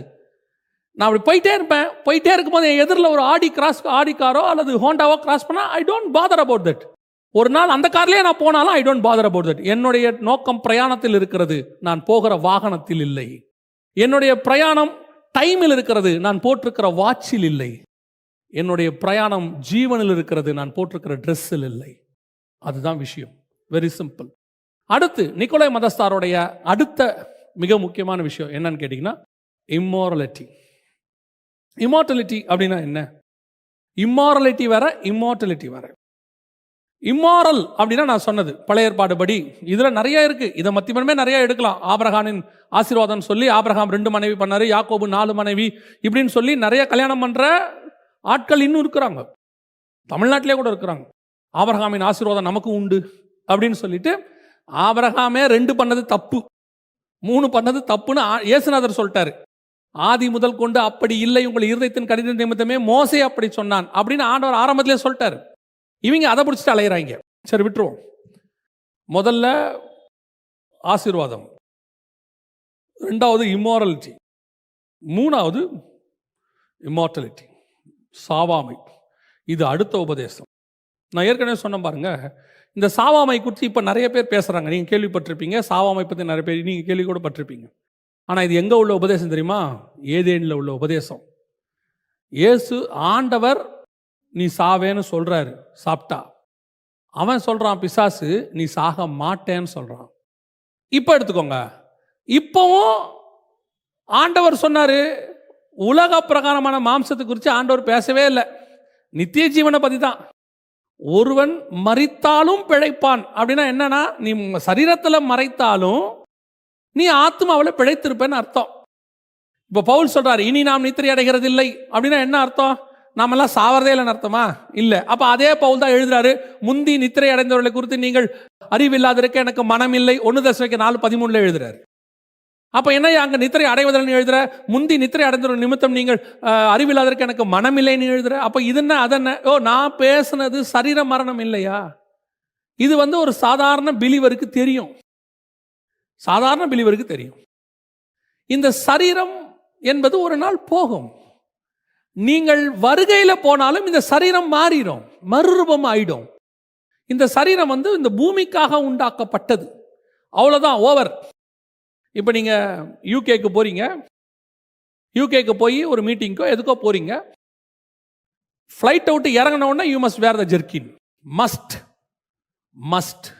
Without jerkin you can survive அது. நீங்கள் அதுவும் டிசம்பர் மாதம்லாம் போனீங்கன்னா நல்லா ரக்கு போட்டு மேலே ஜெர்கின் போட்டு ஓகே.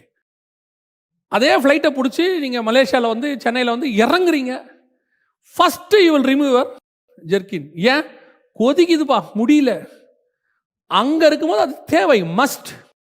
இங்கே வரும்போது அது ரிமூவ் ஆகிடும். அதே தான் இந்த பூமிக்கு, என் ஆத்மாவுக்கு இந்த சரீரம் தேவை. இந்த பூமியை விட்டு நான் டேக் ஆஃப் ஆகும்போது இது ரிமூவ் ஆயிடணும். ஏன்? காண்கிறவைகள் அநித்தியமானவைகள், காணாதவைகளோ நித்தியமானவைகள். பரலோக ராஜ்யத்தை ரத்தமும் மாம்சமும் சுதந்தரிப்பது இல்லை. இது போயிடும், அவ்வளோதான். இது நீங்கள் உயிரோடு இருந்தாலும் போவோம், வருகையில் போனாலும் போவோம். இதை பற்றிய பேச்சே கிடையாது. இப்போ என்ன சொல்கிறாங்க? நீ சாவதில்லை அப்படின்னா என்ன? 300 வருஷம் உயிரோடு இருக்கியா? இருந்துட்டு போ. 400 வருஷம் உயிரோடு இருக்கியா? இருந்துட்டு போ. 969 வருஷம் உயிரோடு இருந்தாலும் நீ சாவ. மெத்துசுலா 70 வருஷம் 80 வருஷத்துக்குலாம் சும்மா பேசி திரிகிறாங்க. நீ 969 வருஷம் இருந்தாலும் நீ சாவ. ஏன்னா வசனம் சொல்லுது 969 வருஷம் மெத்துசுலா உயிரோடு இருந்து மரித்தான். அப்ப சாவ மாட்டேனா? அது பழைய ஏற்பாடு. புதிய ஏற்பாட்டுக்கு வந்துருவோம். புதிய ஏற்பாட்டில் சாகாத அப்போஸ்தலன் யாரு? புதிய ஏற்பாட்டில் சாகாத அப்போஸ்தலன் யாரு? அத்தனை பேரும் மரணத்தை ருசி பார்த்துருக்கிறாங்க. இயேசுநாதரே செத்துருக்கிறாரு. அத்தனை பேரும் செத்துருக்காங்க. ஆனால் மரணம் அவர்களை ஜெயிக்கவில்லை. அவர்கள் மரணத்தை ஜெயமாய் விழுங்கினார்கள். மரணம் அவர்களை நிறுத்தவில்லை, கட்டுப்படுத்தவில்லை. அந்த மரணத்தையும் ஜெயித்து அவர்கள் அப்ப மரணத்தை ஜெயிச்சு எழுந்திருக்கிறாங்க. நீ மரணத்தை ஜெயிச்சாங்கிறத அப்ப மரணத்தோட போராடினாதானே தெரியும் மரணத்தை ஜெயிச்சேன்னு. ஸோ இந்த சாவாமைங்கிற உபதேசம் பிசாசுக்குரியது. ஏதேனில் ஆரம்பிச்சது. வசனம் தெளிவாக சொல்லுது புதிய ஏற்பாட்டில், ஒரே தரம் மரிப்பதும் பின்னர் நியாய தீர்ப்பு அடைவதும் மனுஷனுக்கு நியமிக்கப்பட்டிருக்கிற படியே. எபிரேயருக்கு. ஸோ இங்கே இருக்கு மரணம் என்பது. பைபிள் எப்பவுமே பேசுறது ஆத்ம மரணத்தை பற்றி. சரி, இப்போ இப்படி எடுத்துப்போம். லாசரு ஒரு தடவை மரித்து 2வது தடவை உயிரோடு எழுந்தார். எவிருவின் மகள். இப்போ இவங்களாம் என்ன கணக்கு? மரணத்தை ஜெயிச்சு சாவாமைக்குள்ளே வந்துட்டாங்களா? அதுக்கப்புறம் அவங்க இயேசுவே உயிரோடு எழுப்பிட்டாரு, அதுக்கப்புறம் அவங்க சாவாமல் இருக்காங்களா? லாசர் இருக்கிறாரா? இன்னைக்கு நிறைய பேர் இந்த மாதிரி உபதேசத்தில், இந்த நிக்கோலாய் மதஸ்தாருடைய உபதேசம் இன்னைக்கும் இருக்கிறது. இன்னைக்கும் உங்களை மோசம் போக்கிக்கிட்டு இருக்கு. ரொம்ப கேர்ஃபுல்லாக இருந்து கொள்ளுங்க. இப்படிப்பட்ட ஆட்கள் வருவாங்க. இது காலகாலமாக 2000 வருஷம் 4000 வருஷமாக ஒரு உபதேசம். உங்களை மோசம் போக்குவாங்க. நல்லா கவனிச்சுக்கொள்ளுங்க. நீங்கள் மரணம் அடையணும்னு நான் சொல்லலை. கர்த்தருடைய வருகை வந்தால் நாம் வருகையில் போக போகிறோம். ஒருவேளை மரணம் முந்துமானால் நாம் மரிக்க போகிறோம். நாம் ஜீவனோடு இருந்தாலும் மரித்தாலும் நமக்கு ஒன்று தான், நம்முடைய ஆத்மா பரதீசுக்குள்ளே பிரவேசிக்கும். அது இந்த மரணம் நம்மை நிறுத்த போகிறது கிடையாது. இந்த மரணம் என்பது எனக்கு கொடுக்கப்படுகிற ரெஸ்ட்.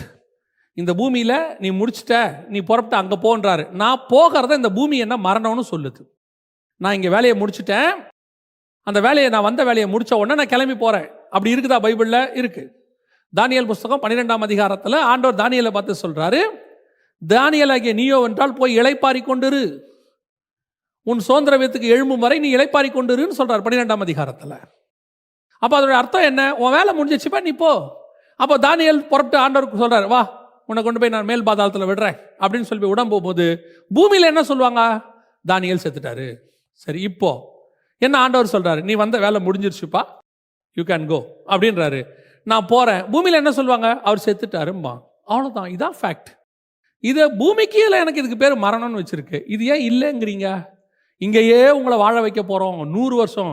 என்னெல்லாம் கேட்டால் முடிச்சா நான் உடனே போகிறதுக்கு தான் ரெடியாக இருக்கிறேன். நிஜம். பவுலே சொல்கிறாரு, நான் போகிறதுக்கு ஆசைப்படுறேங்கிறார். நான் இருக்கிறது உங்களுக்கு பிரயோஜனமாக இருக்குமே, அதனால் இருக்கிறேங்கிறார் பவுல். மற்றபடி எல்லாருமே போகத்தான் ஆசைப்படுறோம். எப்போ வருவீர் இயேசுவே, ஏங்கி உள்ளம் உம்மை தேடுதேங்கிறாங்க சாரால் நவரோஜம்மா. அதுதான் ஃபேக்ட். இன்ப இயேசு ராஜாவை நான் பார்த்தால் போதும், மகிமையில் அவரோடு கூட நான் வாழ்ந்தால் போதும். இப்போ நம்ம அதெல்லாம் சாவு பாட்டா மாற்றிட்டு, சாவையே ரொம்ப தப்பாக மாற்றிட்டோம். இவங்களோடலாம் இருக்கிறதுக்கு பேசாமல் போகலாம். நம்ம ஆண்டவர் கூப்பிட்டா போயிட்டே இருக்கலாம். வேலையை முடிச்சோமா, முடிக்காமல் போயிடக்கூடாது. வேலையை முடிச்சோமா, போனோமான்னு இருக்கணும். எவ்வளோ பெரிய மகிமையான தேசத்துக்குள்ளே பிரவேசிக்க போகிறோம். என் கண்கள் காணாததும் என் காதுகள் கேட்காததும் என் மனுஷனுடைய கற்பனைக்கு தோன்றாத தேசத்துக்குள்ள நான் பிரவேசிக்க போகிறேன் போது எவ்வளோ எக்ஸைட்மெண்ட். யூகே யூஎஸ்க்கு போகிறோம் முதல் தடவைனாலே அவ்வளோ எக்ஸைட்மெண்ட் இருக்குது. ஹெவன், நம்ம உள்ளுக்குள்ளே பாரடைஸ்குள்ளே போகிறோம். எவ்வளோ பெரிய எக்ஸைட்மெண்ட் அது.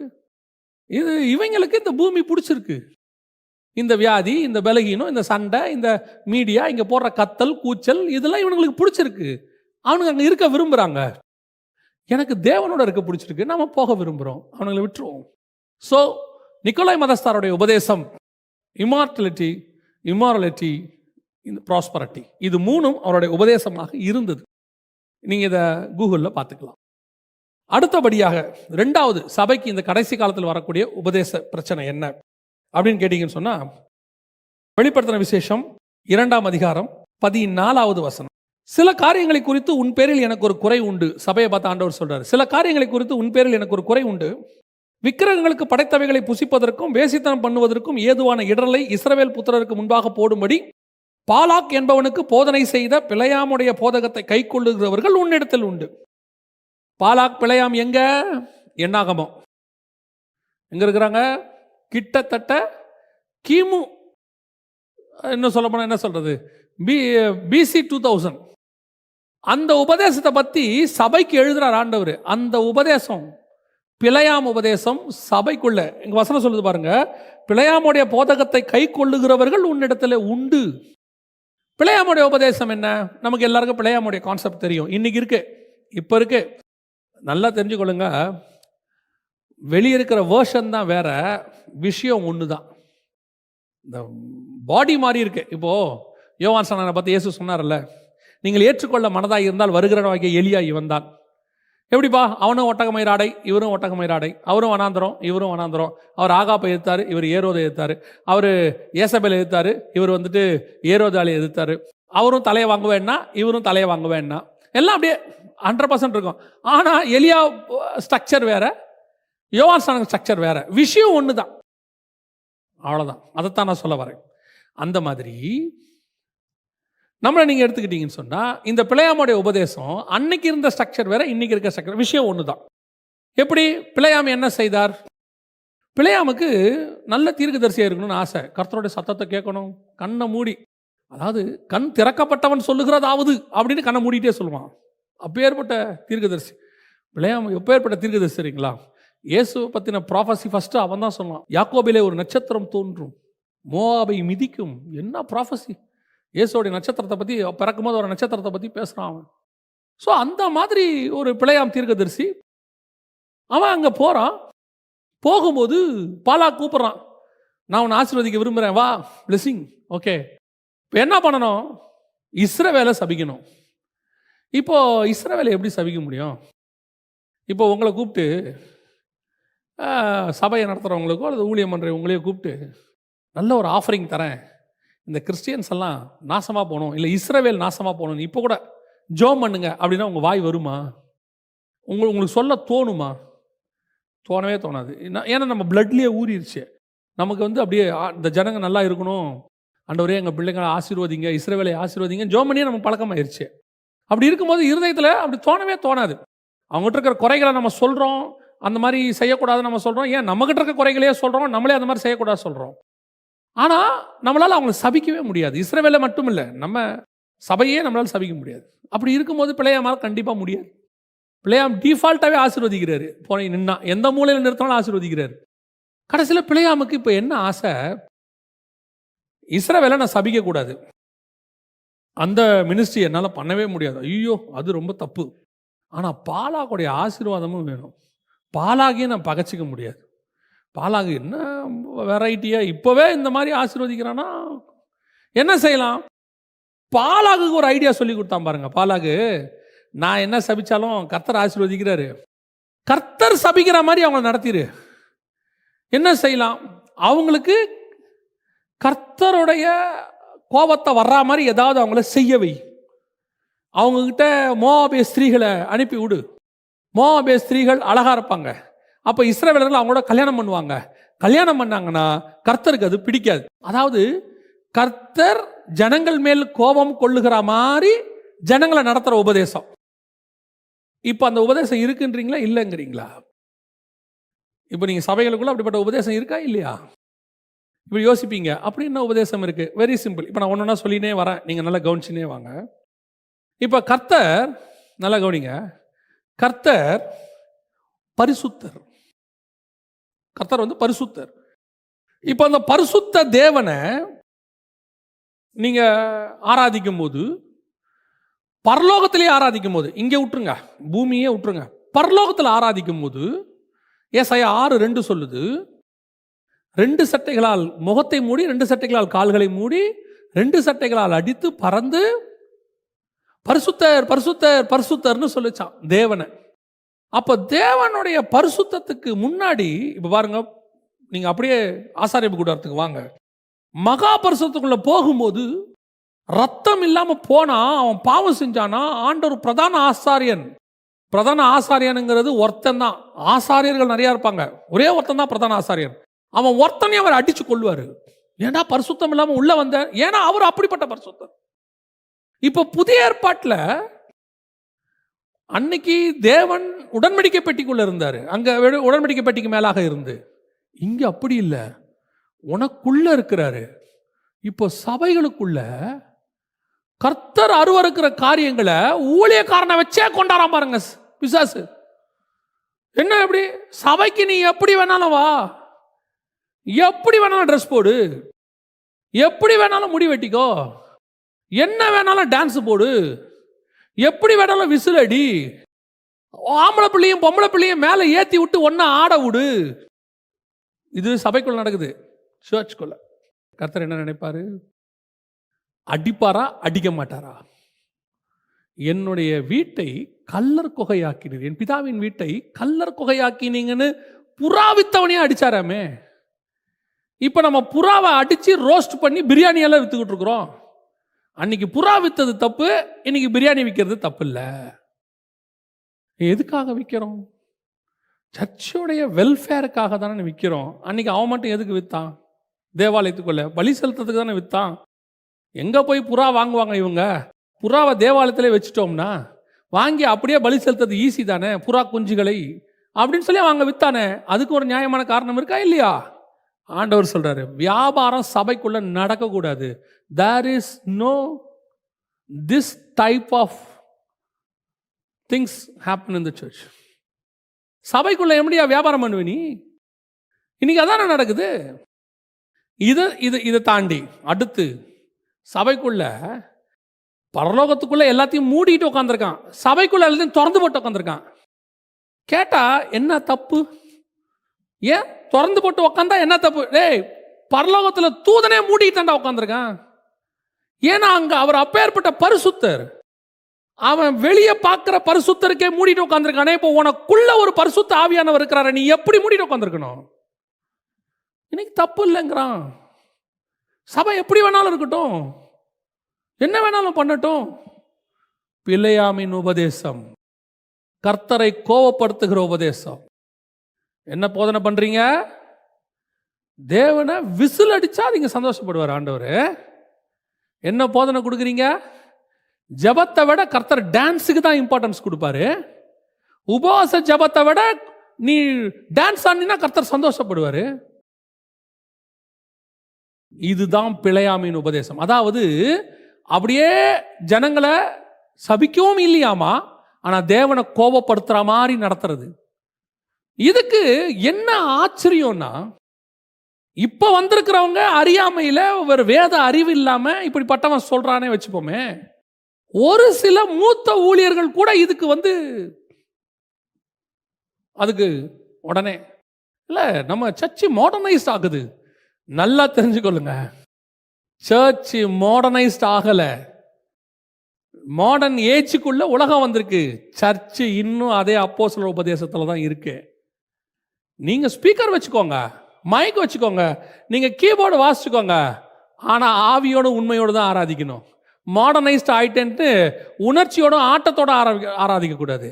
நீ எவ்வளோ மாடர்னைஸ்ட் ஆனாலும் ஆவியோடு உண்மையோடு தான் ஆராதிக்கணும். ஏன்? இது 2000 வருஷத்துக்கு பழசு. நீ என்ன வேணாலும் வச்சுக்கப்பா, எவ்வளோ ட்ரெஸ் வேணா போட்டுக்க, உடம்பு பழசு. இது 4000, 5000, 6000 வருஷத்துக்கு முன்னாடி உள்ள மாடல். இதை மாற்ற முடியாதுல்ல. இது சர்ச் மாடர்னைஸ்ட் ஆயிடுச்சு, அதனால் நாங்கள் கால் வரைக்கும் போட்டிருந்த ஆடையை அப்படியே முட்டி வரைக்கும் மேலே தூக்கிக்கிட்டோம் அப்படின்னா காலையும் தூக்கிக்க. மாடர்னைஸ்ட் ஆச்சு. ஏன் அதை தூக்க மாட்டேங்கிற? அது பழசு தானே, 4000 வருஷம் பழசு தானே. இதை மாற்ற முடியல. இது மாறாது. கர்த்தரும் மாறாதவர், வேத வசனமும் மாறாது. மாறாதவைகள்னு கொஞ்சம் இருக்குது. அவர் நேற்றும் இன்றும் என்றும் மாறாதவர். வானமும் பூமியும் ஒளிந்து போகும், கர்த்தருடைய வார்த்தையோ ஒரு நாளும் ஒளிந்து போகாது. இது அது மேல கட்டப்பட்ட சபை. பிழையாமையின் உபதேசம், ஜனங்களை தேவனுக்கு விரோதமாய் நடத்தக்கூடியவர்கள். தேவனுடைய கோபாக்கினையே சபைக்குள்ள கொண்டாடுவேன். ஓரினச்சேர்க்கையை கொண்டாந்தான், அதெல்லாம் வேற, அது அடுத்து. அது விபச்சாரம், வேசித்தனம். இது தேவனை எரிச்சல் உண்டாக்குறது சபைக்குள்ள. நம்ம ஆண்டவருடைய குணாதிசயத்தை பாருங்க. தேவாலயம் கட்டும்போது சொல்றாரு, உள்ளுக்குள்ள எதையும் வச்சு அடிக்காத, வெளியேந்து அடிச்சு கொண்டு வந்து மாட்டு. ஏன்? உன் தேவனாகிய கர்த்தர் எரிச்சல் உள்ள தேவனாய் இருக்கிறார். இருக்கு, வசனத்தில் இருக்கு. இந்த மாதிரி அடிக்கிற சவுண்டே, லிட்டரலா சொல்றேன், அடிக்கிற சவுண்டையே கேட்க முடியாத ஆண்டவர், நீ உட்காந்து கூக்குரலிடுற, ஓ போடுற, விசில் அடிக்கிற, ஆண்டவர் கேட்டு அமைதியாக உட்காந்துருப்பாரா? க்ளோஸ்ட், முடி போடு. இதுதான் பிழையாமையின் உபதேசம். ஆண்டவர் சொல்றாரு, கை கொள்ளுகிற உன்னிடத்தில் உண்டு. இன்னைக்கு இருக்கு சபைக்குள்ள. இன்னைக்கு இதை விட மோசமானவர்கள் வருவார்கள். நான் ஊழியர்களுக்கு எப்பவுமே சொல்வேன், சபைக்குள்ள எதை கொண்டு வரணும், எதை கொண்டு வரக்கூடாதுன்னு டிசைட் பண்றதுக்கு தான் கர்த்தர் உங்களை வச்சிருக்கிறார். இப்போ எபேசு சபையின் தூதனுக்கு நீ சொல்லுவது என்னவென்றால் அப்படின்னா என்ன அர்த்தம்? யார் அந்த எபேசு சபையின் தூதன்? அந்த சபையை நடத்துகிறவன் அர்த்தம். இப்போ பூச்சோங் சபை இருக்கு, இந்த சபைக்கு நீங்க தலைவராக இருக்கு. அப்போ இந்த சபைக்குள்ள ஒன்று வரணும், வரக்கூடாது, டிசைடிங் அத்தாரிட்டி உங்க கையில் தான் இருக்கு. பரிசுத்த ஆவியானவர் உணர்த்துவார், இந்த ஆளை ஏத்தலாம், இந்த ஆளை ஏத்தாத அப்படின்னு சொல்வார். நம்ம கிட்ட இருக்க பிரச்சனை என்ன அப்படின்னு கேட்டீங்கன்னா, கலாத்தியருக்கு எழுதும் போது பவுல் சொல்வாரு, நான் இன்னும் மனுஷனை பிரியப்படுத்துகிறவனா இருந்தால் தேவனுக்கு ஊழியக்காரன் அல்லவே அப்படிம்பாரு. இப்ப நம்ம மனுஷனை எங்க பிரியப்படுத்துறோம்? இப்ப திடீர்னு ஒருத்தர் ஃபோன் பண்ணி சொல்வார், ஒரு ஊழியக்காரர் வந்திருக்கிறாரு. ஏன்னா அந்த வெளிநாட்டில் இருக்கிற சபைகளுக்கு இருக்கிற பிரச்சனையில் ஒன்று, மகா பிரச்சனை என்னன்னா, இந்த விசிட்டிங் பாஸ்டர்ஸ். இந்த விசிட்டிங் பாஸ்டர் ஒருத்தர் வந்திருக்கிறாரு. அவர் இந்த மாதிரி திடீர்னு வந்துட்டாரு, ஒரு மீட்டிங் இருந்தா.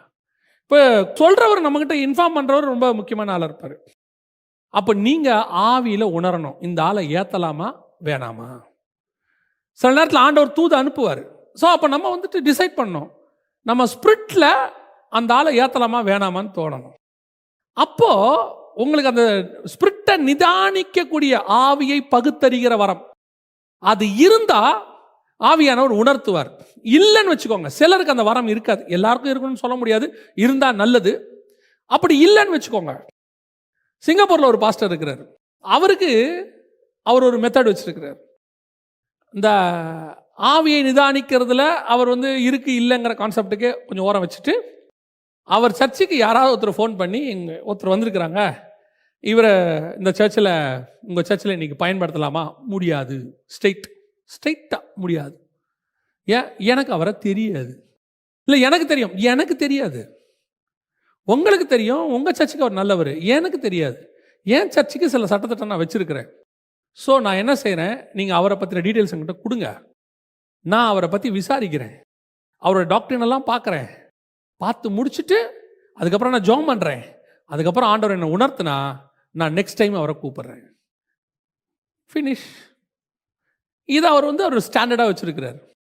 அதனால் அவர் சர்ச்சில் கள்ளோபதேசம் வருங்கிற பிரச்சனையே கிடையாது. இந்த மாதிரி பிழையாமங்கள் உள்ளே வரவே மாட்டாங்க, உள்ளே ஜனங்களை மோசம் போக்கவே மாட்டாங்க.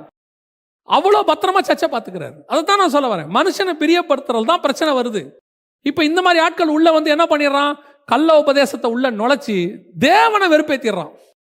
சபைக்குள்ள ஜனங்களை அப்படி பண்ண வச்சு இப்படி பண்ண வச்சு நீ என்ன வேணாலும் செய்யலாம். ஏன்னா இந்த மாதிரி சபைகளுக்கு விசிட்டிங் வரும்போது அவங்கக்கிட்ட நல்ல பேர் வாங்கினா தான் நெக்ஸ்ட் டைம் வர முடியும். அப்போ அவங்களுக்கு ஏற்ற மாதிரி பேசினா தான் நல்ல பேர் வாங்க முடியும்.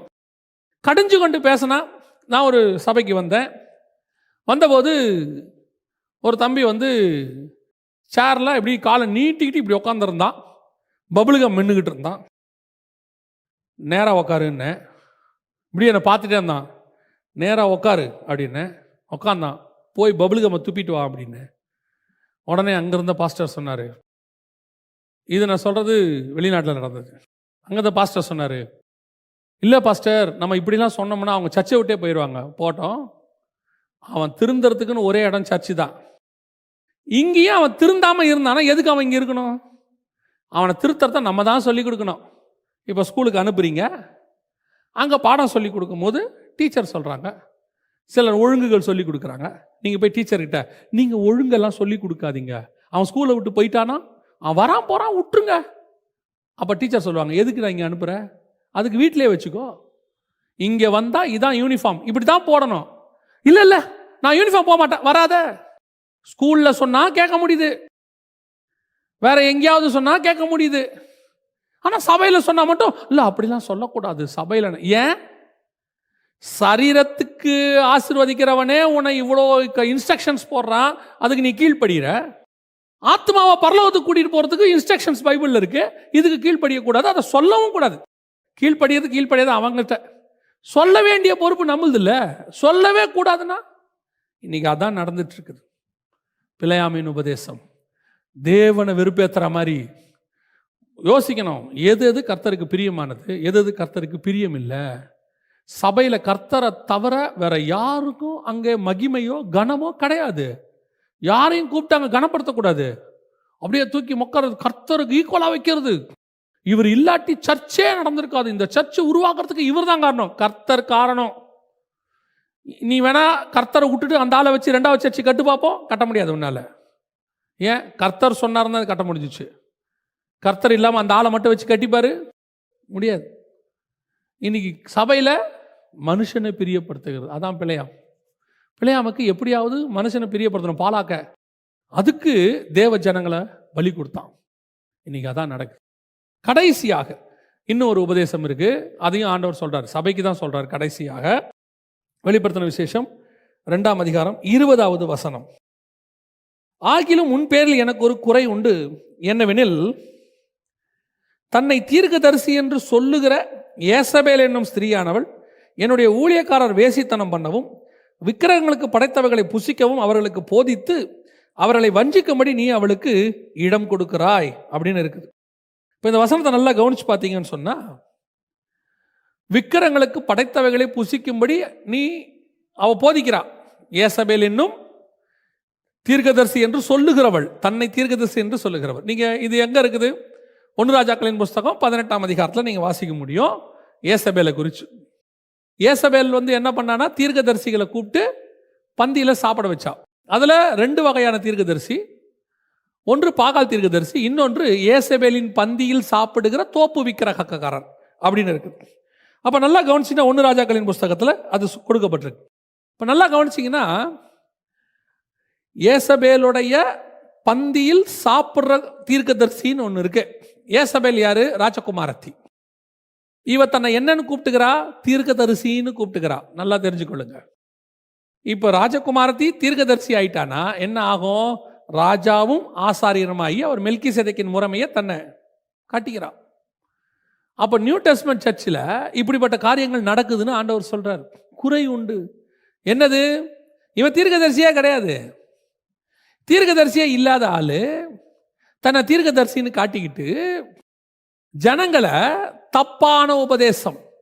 ஏன்னா விக்கிரகங்களுக்கு படைத்தவைகளை புசித்தாயினா என்ன அர்த்தம் அப்படின்னு கேட்டீங்கன்னு சொன்னா, விக்கிரக வழிபாடு என்பது வேதாகமத்தில் யாக்கோபின் புஸ்தகம் 4ஆம் அதிகாரம் 4-5 வசனங்கள்ல ஸ்பிரிச்சுவல் அடல்ட்ரின்னு சொல்லப்பட்டிருக்கு. நீங்க யாக்கோபு புஸ்தகத்தை வாசிச்சு பார்த்தீங்கன்னு சொன்னா, அங்கே விக்கிரகங்களை பற்றி சொல்லும் போது 4ஆம் அதிகாரம் 4, விபச்சாரக்காரரே விபச்சாரிகளே, உலக சிநேகம் தேவனுக்கு விரோதமான பகை என்று அறையீர்களா? ஆகையால் உலகத்துக்கு சிநேகனாய் இருக்க விரும்புகிறவன் தேவனுக்கு பகைஞனாய் இருக்கிறான். விபச்சாரம்னா என்ன? கணவன் இருக்கும்போது அல்லது ஆல்ரெடி ஒரு மனைவி இருக்கும்போது தவறான உறவு இருக்கிறதுக்கு பேர் தான் விபச்சாரம். அப்படின்னா கர்த்தர் உனக்கு ஒரு மணவாளனா இருக்கிறாரு, சபையில் இருக்கிறார், உனக்கு ஒரு உபதேசத்தை கொடுத்துருக்கிறார். இதை வச்சுக்கிட்டே அப்படியே இன்னொரு உபதேசத்தையும் ஃபாலோ பண்றது, இன்னொரு காரியத்தையும் ஏற்றுக்கொள்றது. இதுவும் ஓகே, இதுவும் ஓகே, இந்த உபதேசமும் ஓகே தான், நியாயப்பிரமாணமும் ஓகே தான், கிருபையின் பிரமாணம் ஓகே, ரெண்டும் இருந்துட்டு போட்டு என்ன பிரச்சனை?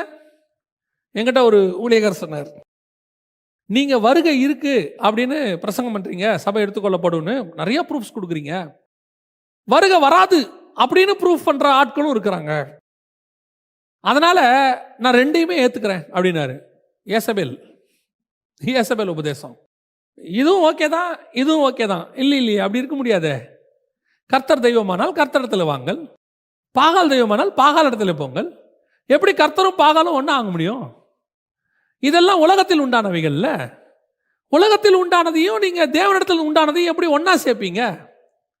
இன்னைக்கு என்ன ஆகுது அப்படின்னு கேட்டீங்கன்னு சொன்னா, இந்த மாதிரி உபதேசங்கள் சபைக்குள்ள கொண்டு வந்து, இல்லை அதெல்லாம் இருக்கட்டும், யாரு வேணான்னு சொன்னாங்க, இதுவும் இருக்கட்டும், நம்ம கொஞ்சம் அட்ஜஸ்ட் பண்ணி போனா தான் இந்த கடைசி காலத்தில் சபை நடத்த முடியும்.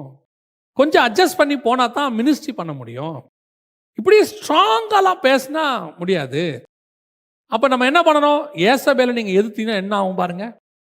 ஏசபேல் இருக்கா, எலியா எதிர்க்கிறாரு. என்ன நிலைமை? ஏசபேல் அரண்மனையில் இருக்கிறா, எலியா வனாந்தரத்தில் இருக்கிறாரு. ஏசபேல் நல்லா சாப்பிட்டுக்கிட்டு இருக்கிறா 3 வேளை, இவருக்கு சாப்பாட்டுக்கு வழி இல்லை, சாக்கிற நிலைமைக்கு வந்துட்டாரு. தூதன் கொண்டு வரான் சாப்பாட்டை. இப்போ என்ன ஆகுது பார்க்கும்போது நிறைய பேருக்கு, கடைசி காலத்தில் இப்படி சத்தியம் சத்தியம் சத்தியம்னு பேசி நம்ம என்னத்தை கண்டோம்? அப்போ என்ன பண்ணலாம்? அப்படி கொஞ்சம் உலகத்தோடையும் மிக்ஸ் பண்ணி போங்க, அட்ஜஸ்ட் பண்ணி போங்க. நம்ம கொஞ்சம் அப்படி பேலன்சிங்காக தான் போகணும். பேலன்சிங்கே கிடையாது பைபிளில் ஒன்று கர்த்தர் இல்லை உலகம், ரெண்டையும் மிக்ஸ் பண்ண முடியாது. ஒன்று இருள் இல்லை வெளிச்சம், ஒன்று விசுவாசம் ஒன்று அவிசுவாசம். விக்கிரகத்துக்கும் வெளிச்சத்துக்கும் சம்பந்தம் இது, விக்கிரகத்துக்கும் தேவனுக்கும் சம்பந்தம் இது. எப்படி பேலன்ஸாக போவீங்க? சபைக்குள்ள வரும்போது அப்படியே பரிசுத்தத்தை பற்றி பயங்கரமாக பேசுறது, வெளியே போன உடனே விக்கிரகாராதனைக்காரனோட கூட உட்காந்து அங்கேயும் நாங்கள்லாம் ஒன்று தான், அவங்க வேற மதம் இவங்க வேற மதம், பட் எல்லா மதத்திலையும் கடவுள் ஒன்றா தானே இருக்கிறாரு அப்படின்னு அங்கேயும் போய் உட்காந்துக்கிறது. அப்புறம் சபையில் என்ன பேசுறது? தேவன் ஒருவரே. எப்படி? அது தப்பு இல்லை, ஸ்பிரிச்சுவல் அடல்ட்ரி. வசனம் சொல்லுது, ஏசபேல் பந்தியிலையும் போய் உட்காந்துக்கிறான், அங்கே அவ கொடுக்குற சாப்பாட்டையும் சாப்பிட்டுக்கிறான், அதையும் ஒத்துக்கிறான், அதுவும் சரின்றான். இங்கே இதுவும் சரி. நான் கர்த்தருடைய தீர்க்கதரிசி, அங்க யாரு? ஏசபேல் தீர்க்கதரிசி. எலியா சொல்றான், எல்லாரையும் வர சொல்ல, இன்னைக்கு நிரூபிக்கிறோம் யார் கர்த்தருடைய தீர்க்கதரிசி. சபை நிரூபிக்கிறதுக்காக இருக்கிறது. நீங்க சத்தியத்தை பேசினா சத்ருவா தான் மாறுவீங்க, எந்த மாற்று கருத்தும் இல்லை. சத்தியத்தை பேசுறதுனால உங்களை தலையில தூக்கி வச்சுக்கிட்டுலாம் ஆட போறதில்லை யாரும். நீங்க சத்தியத்தை பேசுறதுனால உங்களை கூப்பிட்டு மேலே உட்கார வச்சு இவர் சத்தியம் பேசுறவர்னு சொல்ல போறதில்லை. அன்லெஸ் கர்த்தர் செய்தால் அது வேற.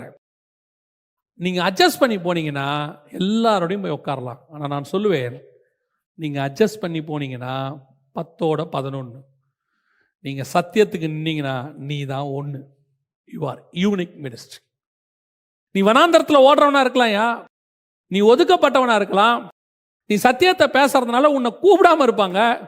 அவர் சும்மா சத்தியம் சத்தியம் சொல்லிட்டு நம்மளை அவரெல்லாம் சரிப்பட்டு வர மாட்டாருங்க அப்படின்னு சொல்லலாம், உன்னை ஒதுக்கலாம், என்ன வேணாலும் செய்யலாம். பரலோகம் உன்னை ஒதுக்காது. நாளைக்கு இந்நேரம் தலையை வாங்குவேன்னு சொன்ன ஏசபேல் செத்தாலே ஒழிய எலியா சாகவே இல்லை கடைசி வரைக்கும். அவன் ஏறி மேலே போயிட்டான். அதான் நீங்களும் நானும். நாம சத்தியத்துக்கு தான் நிற்கணும், சத்தியத்தை போதிக்க தான் வந்திருக்கிறோம், சத்தியத்தை பேச தான் வந்திருக்கிறோம். இது யாருக்காகவும் காம்ப்ரமைஸ் ஆகாது. சில வெளிநாட்டு சர்ச்சில் கொண்டு போய் நிறுத்தினோடனே, பணக்கார சர்ச்சில் நிறுத்தினோடனே நம்மளை அறியாமலேயே நம்ம அவங்கள பார்த்த உடனே ஐயோ இவங்ககிட்டலாம் நம்ம கொஞ்சம் பதமாக தான் பேசணும், கொஞ்சம் பொறுமையாக தான் பேசணும். ஏன்னா பெரிய சர்ச்சு, பெரிய பாஸ்டர் கூப்பிட்டு போகும்போதே பிஎம்டபிள்யூவில் கூட்டிகிட்டு போவாங்க, கொண்டு போய் உட்காரும் போதே பெரிய முன்னாடி இருக்கிற பெரிய லக்ஸூரியஸ் சேரில் உட்கார வைப்பாங்க. அவங்களுடைய ப்ரோட்டோக்காலே பயங்கரமான ப்ரோட்டோக்காலாக இருக்கும். உங்களை இன்வைட் பண்ணுறது ஒருத்தர், வெல்கம் ட்ரிங்க் கொடுக்கறது ஒருத்தர், உங்களுக்கு ப்ரோக்ராம் லிஸ்ட்டு கொடுக்கறது ஒருத்தர், உங்களை கொண்டு போய் அப்படி உட்கார வைக்க.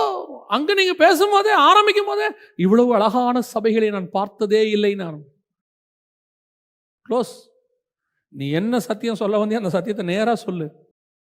யாரையும் திட்டணும், யாரையும் கண்டம் பண்ணுறது நம்ம வேலை இல்லை, அது பொழப்பம் இல்லை. இது சத்தியம். நீ சத்தியம் பேசும்போது அங்கே இருக்கிற 10 பேருக்கு குத்தணும். ஏன்னா அவன் சத்தியத்தில் இல்லை. குத்துனாதான் அதுக்கு பேர் சத்தியம். நீ சொல்லணும். நீ ஏசபேலை பார்த்தவொடனே ராஜகுமாரத்தையே நம்ம எப்படி எதிர்க்கிறது? தலை போயிருமே, போட்டோம். இருந்தாலும் தலை கர்த்தருக்கு, போனாலும் தலை கர்த்தருக்கு. இருந்தால் சத்தியம் பேச போகிறேன், தலையை எடுத்தீங்கன்னா பரலோகத்தில் அவரை போய் துதிக்க போகிறேன். எப்படி எது வசதின்னு பார்த்துக்குங்க. என்னை விட்டிங்கன்னா இங்கே சத்தியம் பேசுவேன், தூக்கிட்டீங்கன்னா அங்கே போயிடுவேன். ஆனால் ஒன்று, நாங்கள் பேசுகிறத மட்டும் நிறுத்த போகிறதே இல்லை. அவ்வளோதான். ஒன்று இங்கே பேசுவோம், இல்லை அங்கே பேசுவோம். எதுக்கு பயம்? சத்தியத்தை சத்தியமாக பேசுங்க. ஊழியக்காரங்க நிறைய பேர் பார்த்துட்ருக்குறீங்க, ஊழியத்துக்கு ஒப்பு கொடுத்தவங்க இருக்கிறீங்க, பாடம் படிக்கிறீங்க. நீங்கள் இந்த ஊழியம்ங்கிறது ஏதோ நீங்கள் வந்துட்டு கடமைக்கு செய்கிறதெல்லாம் கிடையாது. இந்த ஊழியங்கிறது ஏதோ டைம் பார்ட்டா இல்லை ஒரு வேலையை விட்டு இந்த வேலைக்கு வரதெல்லாம் கிடையாது. இது கர்த்தருக்கென்று வைராகியமாய் நிற்பதற்கு கர்த்தர் அழைச்சிருக்கிறதான ஒரு வேலை. அதுவும் இந்த காலத்தில் கர்த்தருக்கென்று பட்சத்தில் நிற்கிறவன் யாருன்னு ஆண்டவர் கேட்குறார். ஏன்னா ஏகமாய் அவர்கள் கெட்டு போனார்கள். ஒரு பெரிய கூட்டம் தேவனை விட்டு தூரம் போயிடுச்சு. இப்போ ஆண்டவருக்கு கடைசி காலத்தில் உருவின பட்டயத்தோடு கூட கர்த்தருக்காக நிற்கிற வைராகியம் உள்ள தாவீதுகள் வேண்டும். அந்த அத்தனை பட்டணத்தை பார்த்த உடனே பவுலுக்கு ஆவியிலே வைராக்கியம் கொண்டு அப்படிங்கிற பாருங்க, அந்த வைராக்கியத்தோட வேணும். மினிஸ்ட்ரிக்கு வரேன்னா சம்பாதிக்க வராதிங்க. மினிஸ்ட்ரிக்கு வரேன்னா ஃபியூச்சரை இங்கே செட்டில் பண்ணுறதுக்கு வராதிங்க.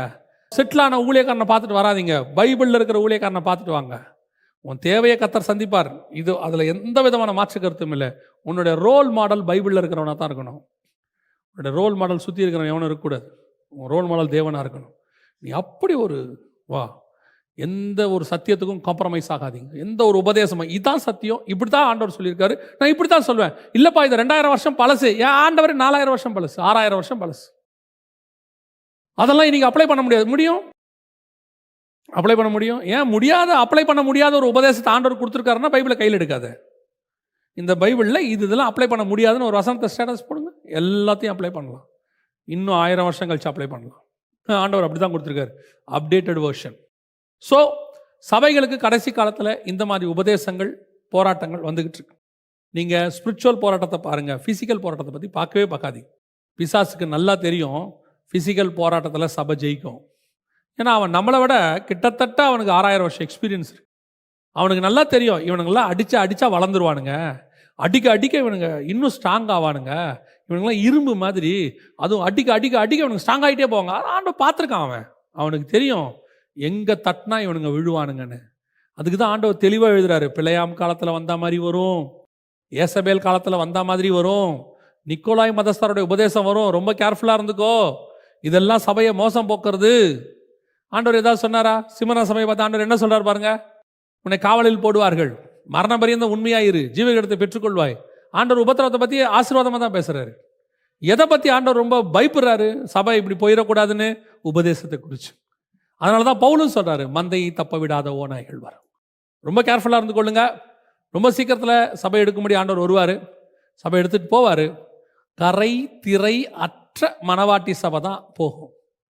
அதனால தான் பவுல் சொல்றாரு, கற்புள்ள கன்னிகையாக ஒரே புருஷனுக்கு நியமிக்கப்பட்ட. இப்போ நாம் அப்படிப்பட்ட ஒரு சபையா கடைசி வரைக்கும் நிற்கணும். அப்படிப்பட்ட சபைகளை உருவாக்கணும். அதுக்கு தான் ஆண்டவர் நம்மளை வச்சிருக்கிறார். நான் மட்டும் அப்படி நிற்கிறது இல்லை, அந்த மாதிரி ஒரு கூட்டத்தை உருவாக்கணும். உருவாக்கிட்டு நான் போயிடணும். அப்போ அவங்க அதே மாதிரி ஒரு கூட்டத்தை உருவாக்கிட்டு வருவாங்க. அப்படியெல்லாம் பவுலும் தீமோத்தேயும் செஞ்சதுனால தான் இன்னைக்கு நம்மலாம் நிற்கிறோம், நம்மலாம் வந்திருக்கிறோம்.